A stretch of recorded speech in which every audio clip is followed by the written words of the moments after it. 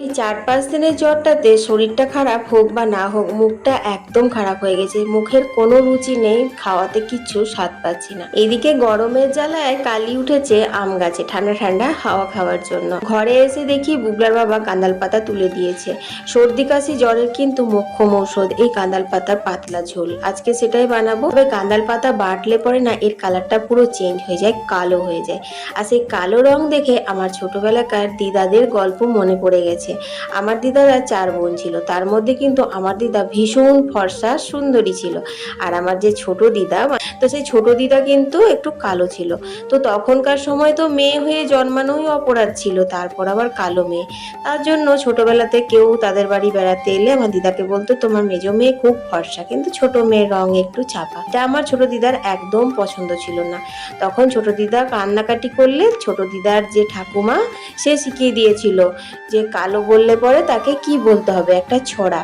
সেটা হচ্ছে, কালো জগতের আলো, কালোর মন ভালো, কালো খায় ভালো, সাদা জল যায় লালায় লালায়, কালো জল সর্বলোকে খায়।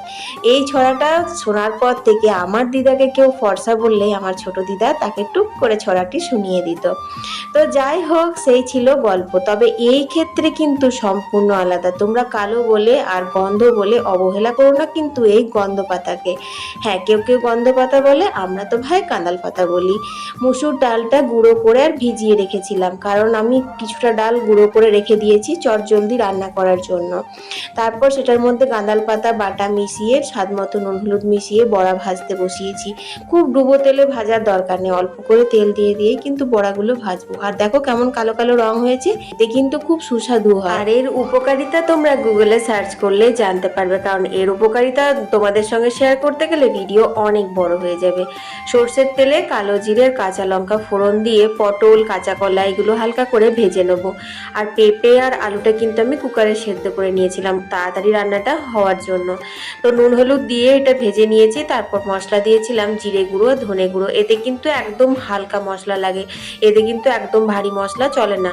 তারপর আবারও কিন্তু একটু নাড়িয়ে চাড়িয়ে মশলা কষিয়ে নিয়েছিলাম। তারপর পরিমাণ মতন জল দিয়েছিলাম। এটা একটু পাতলা ঝোল, ওই যে রুগীর পথ্য।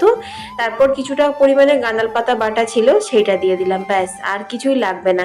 এরপর মিনিট 5 ফুটিয়ে সবজিগুলো সেদ্ধ করে নিয়েছিলাম ভালো করে। আর গোলমরিচের উপকারিতা যদি পেতে হয় তাহলে কিন্তু প্রত্যেকটা রান্নার শেষে গোলমরিচ গুঁড়োটা দেবে, যেরকমটা আমি দিলাম, কারণ গোলমরিচ গুঁড়ো না দিলে সর্দি কাশিতে উপকার পাবো কি করে। তারপর বড়াগুলো দিয়ে দিলাম। বড়াগুলো দিয়ে কিন্তু 2 থেকে 3 মিনিট ফুটিয়ে নিয়েছিলাম, এর থেকে বেশি ফোটালে বড়া গলে যাবে। তারপর অল্প একটু গাওয়া ঘি। একদম রেডি হয়ে গেছে আমার পাতলা কাঁদাল পাতার ঝোল, একদম স্পেশাল রুগীর পথ্য। ওলাকে তাড়াতাড়ি করে স্কুল থেকে নিয়ে এসে স্নান করে খেতে বসেছি। আজকে দুপুরে মেনুতে ছিল শাক ভাজা আর এই চারাপোনার ঝাল, আর ছিল গাঁদাল পাতার ঝোল। খুব তৃপ্তি করে খেয়েছিলাম গো এই গরম গরম গাঁদাল পাতার ঝোলটা। ভাতগুলো যদিও খেতে পারিনি। তোমাদের সাথে গল্প কিন্তু আর এখনো অনেক বাকি। টাটা।